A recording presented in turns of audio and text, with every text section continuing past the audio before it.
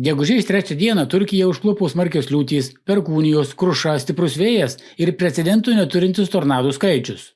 Remiantis Europos orų pavojaus duomenų baze, susidarė 13 tornadų, iš kurių 9 buvo labai stiprūs, IF2 kategorijos. Žalos mastas buvo stulbinantis. Išversti medžiai, nuvirtusios elektros linijos, sugriauti namai ir ūkiniai pastatai, sužeisti gyvūnai.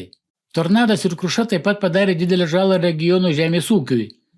Dėl Šanli Urfoje siautėjusio tornado žuvo 1 žmogus, o dar 40 buvo sužeisti. Verta paminėti, kad Turkijoje tornadų ir vandens viesulų skaičius smarkiai, beveik eksponentiškai išaugo, kaip matyti pateiktame grafike.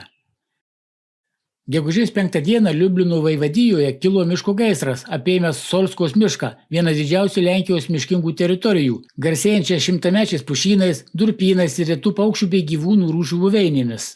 Vos per kelias valandas liepsnos sparčiai išplito, apimdamos daugiau nei 500 hektarų miško. Gaisrui sparčiai plintant jį palengvino itin sausa miško paklotė, stiprūs gūsingi vėjai ir aukšta temperatūra. Gesinti gaisro buvo dislokuoti ugniagesiai iš beveik visos šalies. Operacijoje dalyvavo daugiau nei 800 ugniagesių, daugiau kaip 200 technikos vienetų, dronai su terminio vaizdo kameromis ir orlaiviai. Gaisro gesinimą apsunkino sunkiai pasiekiama perkita vietovė, riboti miško keliai ir gausūs dūmai. Gaisro gesinimo metu įvyko tragedija. Sudužo gaisrų gesinimo lėktuvas. Jo pilotas žuvo.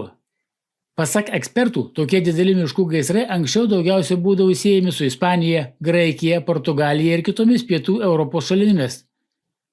Tačiau dabar jie vis dažniau kyla ir Lenkijoje. Gegužės 4 dieną šiaurės rytų Ispanijoje užklupo galingų perkūnijų serija su smarkiu lietumi ir kruša.